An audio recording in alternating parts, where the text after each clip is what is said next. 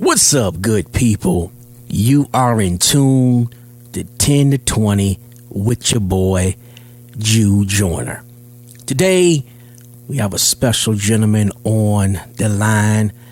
He's a pastor. He's a bishop. Well, I like to call him bishop. He is an apostle. He is a renowned singer. Y'all, I'm talking about my frat brother, the Reverend Dr. E. Dewey Smith. What's going on, dog team? What's going on, my friend, my frat, the apostle of ministry and media and radio? What's going on with you, man? Everything's lovely, man. I'm so excited to be connected with you and so excited to be on this journey with you in this musical sense. God has opened up some doors for me, and anything that I can do to be of assistance and blessing to the furthering of ministry, that is what I am here for. And your brand new single is a gift to us. So tell us about the inspiration of Your Presence is a Gift. Well, thank you for all you're doing, man. Dan Hampton Roads, man. I have so much respect for you, for what you're doing and who you are. And thanks for this opportunity. You know, like you, I'm PK. And so I've been doing music all my life, you know, started playing. My dad put a guitar in my hand at 4, started playing piano at 5, you know, picked up the bass, which was my primary instrument. So choir director, singing, all that kind of stuff. Love music. Wow. But when I started pastoring at 17, started preaching at 17, started pastoring at age 19, most of my mentors at the time in Georgia, they were like, man, you got to make a choice. You'll never be respected as a preacher if you still directing choirs and trying to play the guitar. So you got to make a choice. So even though I love music, and it was actually probably my first love, because I was told I couldn't do it and be respected as a preacher and a pastor. And that was such a burden for me. And I'm surprised that so many other artists who sing, they had the same struggle and still have the same struggle. So I kind of put my music down and put my media down. I was singing in church and do something every now and then, but I just felt uncomfortable because I was told I'd never be respected as a preacher, as a legitimate preacher, not a singing preacher, but a preacher. And a few years ago, I was having a conversation with Bishop Jakes. He was like, man, listen, God gave you all your gifts, use all of them. And so I decided, you know what, man, God gave me the gift. I love it. And I'm not going to let anybody else's labels define me. And so I said, you know what, I'm going to do that. So that was the inspiration for doing my music. Now the song, 5 years ago, a lot of people don't know this, but I had some traumatic stuff happen to me. 1 week, my godmother died. Next week, my mama died. 3 days later, my best friend from college died. 3 weeks after my mom died, my sister died. So I had to do 4 eulogies in 28 days, pick out 4 caskets. 5 days after my sister was buried, my brother had a stroke. And man, Jew, it broke me like I have never been broken in my entire life. So here I am preaching about who God is, but in my own life, I'm struggling. I'm really, really struggling. And I didn't handle it well, man. I was in a very, very deep, dark place emotionally. I went and got, the therapist to talk through it. All my preacher friends say, just preach through it. Preaching is cathartic, but I couldn't preach myself out of it. I really couldn't. And one day in prayer, after about a year, because I just didn't handle it well at all. The Lord came to me and in the spirit said, man, you are fixating over your mom's and your loved one's absence, and you're not appreciating my presence. And so stop fixating on what you lost and start appreciating who's been here. And hence that song, man, means the world to me, because, even in this time of loss, almost 600,000 Americans have died over the past year. So many people focus on what we lost, jobs, relationships. So that song says, if you lose everything else, don't just fixate don't fixate on who's absent, but appreciate who's present. And so for me, I'm grateful now that his presence is a gift. Wow. Dr. Smith, I was one of the ones that was texting you because I just noticed what all that you were going through, but actually come to the realization that You lost so much in a short time span, and you were still able to not only proclaim the good news, but also having to deal with that mentally, carrying that out of the pulpit. Was it a struggle in any instance in delivering it based off of what you had gone through? I think when all the writers and I, came up, when we finalized the song, and when I was went in the studio to record it, I think it was easy for me to record this. I think because of the time that had elapsed. Okay. It had been maybe 4.5 years. I recorded this in fall of last year.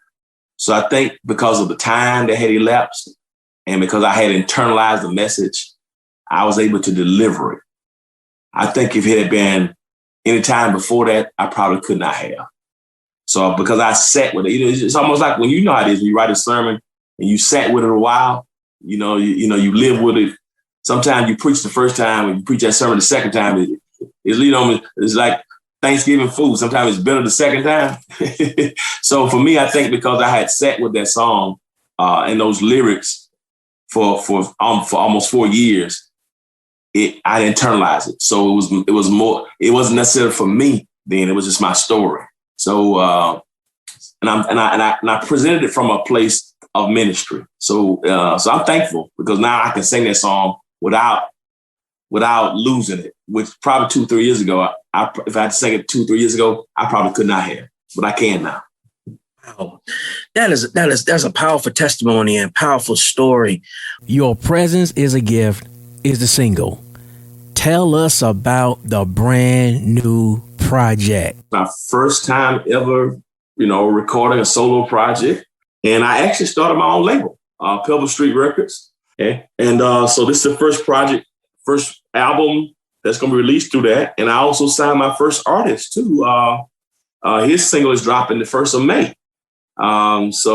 And then our choir record is going to drop in the fall. So I got 3 projects this year coming out on my label, Pebble Street Records. Oh my gosh. I am looking forward to receiving all that you have. I'm so godly proud of our connection and so godly proud of what God is now doing in your life. Did you ever feel as though that preaching was it, or did you kind of feel as though you would lean towards your music ministry once again? Ministry has always been, preaching has always been it.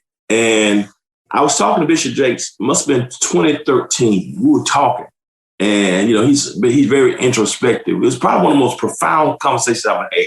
And we were talking, and he was just asking me about all my, because I had recorded a song for somebody else, did a feature on somebody else's rap record for me, and I let him hear it.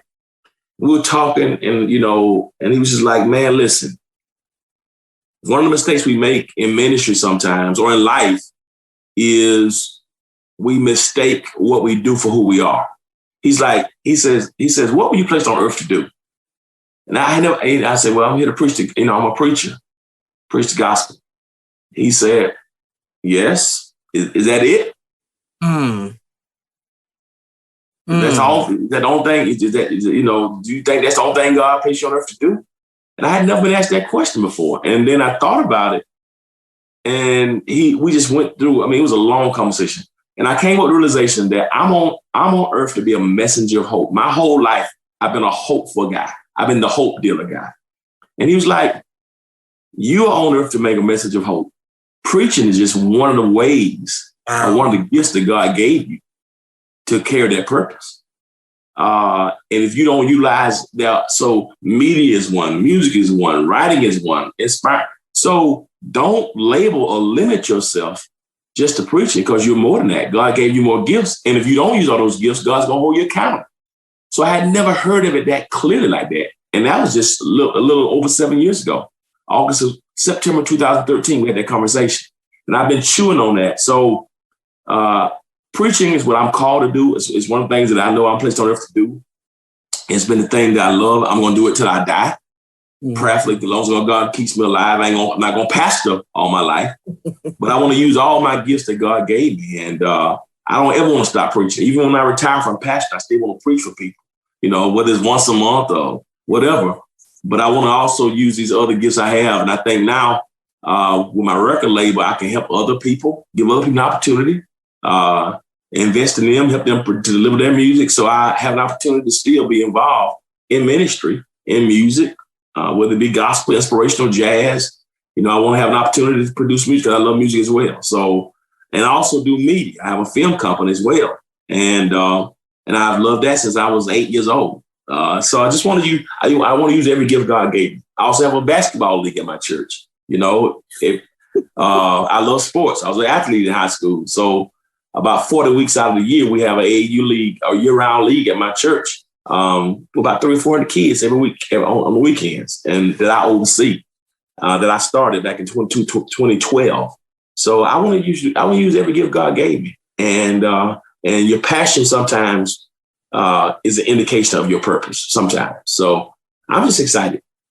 Wow, that is so fascinating and inspirational as well, because everyone feels as though that they have found their gift, and but we serve a God that gives gifts. He gives us. He just continues to gives to us. And that word you just said, really, that conversation that you had with Bishop Jakes really enlightened my mentality as well. And knowing that God has greater for me and others, all who are listening to this moment right now, because we serve a God who just wants to provide and wants to give and wants to bless us. And we have to acknowledge that. So I thank you for acknowledging and adhering to what Bishop Jakes said. And I've just thoroughly enjoyed myself talking to you on today, Dr. Smith. And I appreciate you, your testimony, your insight, your inspiration, and your loving kindness that you share with us. And you are welcome on 10 to 20 anytime. Appreciate you, man. Take care now. You as well. Right. We've been talking to Dr. Dewey Smith on 10 to 20 with your boy, Joyner. Peace.